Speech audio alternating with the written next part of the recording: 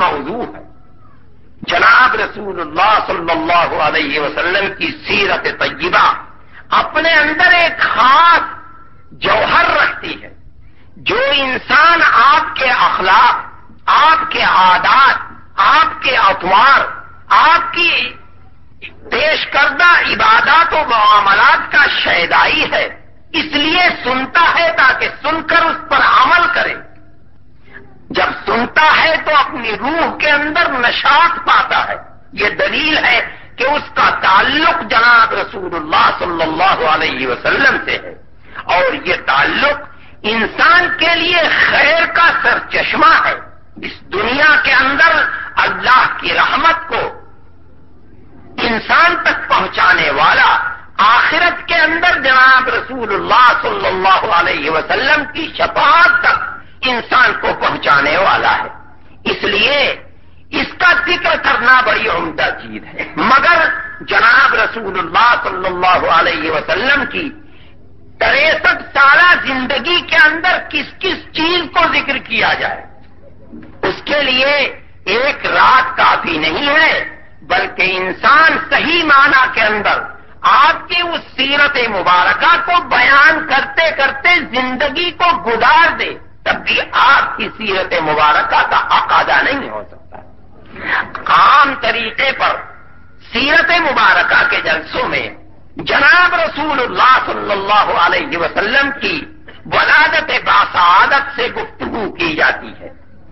آپ کیسے، کس وقت پیدا ہوئے، کس مہینے میں پیدا ہوئے، کیا حالات تھے، جب آپ پیدا ہوئے تو کس طرح کی انوکھی چیزیں دنیا کے اندر سامنے آئیں۔ لیکن آپ کی زندگی کے 2 حصے ہیں۔ ایک حصہ تو نبوت سے پہلے کا ہے، 40 سالہ دور آپ کا، اور ایک حصہ نبوت کے بعد کا ہے، وہ آپ کا 23 سالہ وہ دور ہے جس کے اندر آپ نبی بنے ہیں اور آپ نے نبوت کی تعلیم دی ہے۔ یہ دونوں بالکل ایک دوسرے سے الگ الگ ہیں۔ پیدائش کے وقت جو واقعات ہوئے ہیں وہ سب تکوینی چیزیں ہیں۔ اللہ نے جب آپ کو پیدا فرمایا تو آتش پرستوں کی وہ آگ جو ایک زمانے سے جلتی چلی آ رہی تھی بجھ گئے، قیصر و کسریٰ کے قلعوں کے کنگورے گر گئے، یہ سب واقعات رونما ہوئے۔ لیکن یہ سب تکوینیات ہیں۔ تکوینیات ان چیزوں کو کہا جاتا ہے جس میں انسان کو دخل نہیں ہوتا۔ سورج نکلتا ہے، ایک وقت میں نکلتا ہے، انسان اگر 1000 یہ چاہے کہ نہ نکلے تو وہ تو نکلے گا۔ اسی طرح اس طرح کے حوادث کا رونما ہو جانا یہ اللہ کی طرف سے یقیناً ایک ایسی علامت ہے، نشانی ہے جو جناب رسول اللہ صلی اللہ علیہ وسلم کی بلندی پر دلالت کرتی ہے، لیکن اس میں آپ کو کوئی دخل نہیں تھا۔ پھر اس کے بعد کی زندگی ظاہر ہے کہ 40 سال تک آپ نبی نہیں تھے۔ جب آپ نبی نہیں تھے تو آپ کے پاس وحی بھی نہیں آتی تھی، آپ کسی خدا کے دین کی تعلیم بھی نہیں دیتے تھے، آپ اصل فطرت پر ضرور تھے، شرک نہیں کرتے تھے، ایک اللہ کی پرستش کرتے تھے، لیکن آپ کے پاس خدا کا کوئی پیغام نہیں تھا۔ آپ نے وہ پیغام دیا نہیں، بلکہ جس پیغام بری کے لیے آپ کو تیار کیا جانا مقصود تھا، یہ زمانہ 40 سال کا یہ ہے کہ آپ کو اس اہم منصب کے لیے تیار کیا جائے۔ چنانچہ محدثین فرماتے ہیں کہ بچپن میں ایک مرتبہ آپ کے سینے کو چاک کیا گیا، قلب اطہر کو نکالا گیا، خود فرماتے ہیں کہ سینے سے کسی چیز کو ڈھونڈ کر نکالا اور اس کے بعد پھر سینے کو چاک کر دیا۔ وہ چیزیں جو بچپن کے اندر بچوں میں ہوتی ہیں اور وہ پروان چڑھتی ہیں تو جوانی میں پہنچ کر کے اپنا ایک خاص اثر دکھلاتی ہیں، ان برائیوں کو بچپن کے اندر نکال دیا گیا۔ بعد ارباب سیر لکھتے ہیں کہ 4 مرتبہ آپ کے سینہ اطہر کو چاک کیا گیا۔ عام طریقے پر لوگ 3 مرتبہ کہتے ہیں، بعض لوگ کہتے ہیں کہ 4 مرتبہ سینہ اطہر کو چاک کیا گیا۔ جب آپ جوانی کے قریب پہنچے تو وہ چیزیں جو جوانی کے اندر نشو و نما پاتی ہیں، اور جوانی میں عام طریقے پر انسان کے لیے بے راہ روی کا سامان فراہم کرتی ہیں. سینہ اطہر کو چاک کیا گیا اور اس جز کو نکال دیا گیا.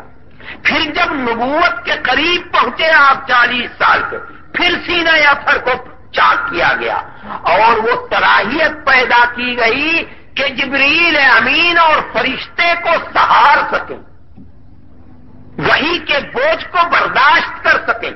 اور پھر ایک مرتبہ جب آپ کو معراج میں لے جایا گیا تو اتنے اوپر جا کر اس کا تحمل کر سکیں، اس کے لیے پھر ایک صلاحیت پیدا کی گئی.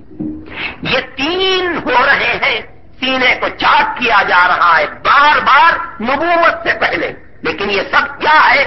در حقیقت آقا نامدار علیہ الصلوۃ والسلام کو اس منصب کے لیے تیار کیا جا رہا ہے جو 40 سال کے بعد آپ کو ملنا ہے.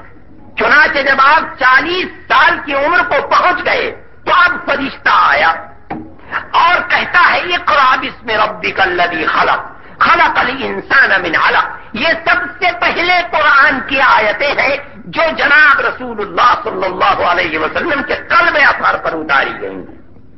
میں یہ عرض کر رہا تھا کہ سیرت مبارکہ کے اس موضوع کو چھیڑنا جو 40 سال سے پہلے ہے، میں یہ نہیں کہتا کہ وہ فائدوں سے خالی ہے، ضرور فائدے ہیں. ان سے جناب رسول اللہ صلی اللہ علیہ وسلم کی عظمت کا اندازہ ہوتا ہے.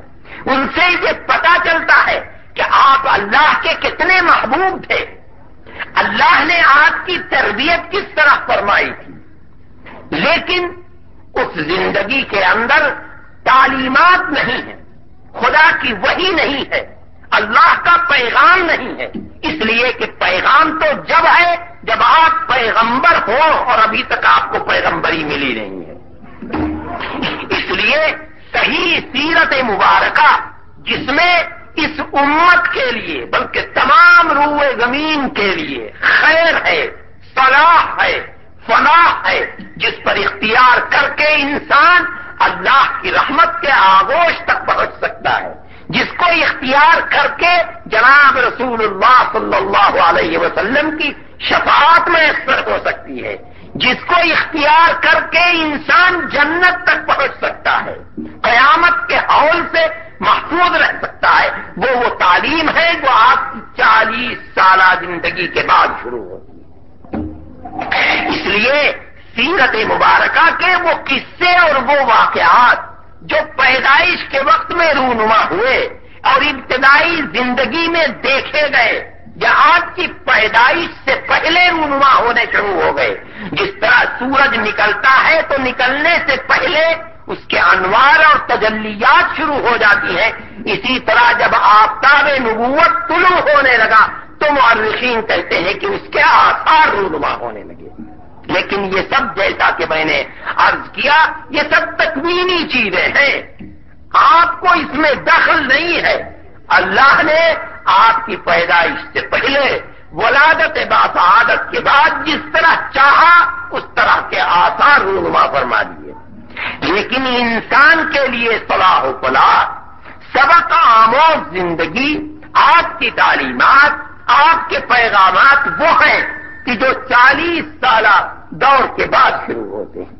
اس لیے حقیقت میں آپ کی سیرت مبارکہ کا یہی وہ موضوع ہے جس موضوع کے اوپر گفتگو ہونی چاہیے.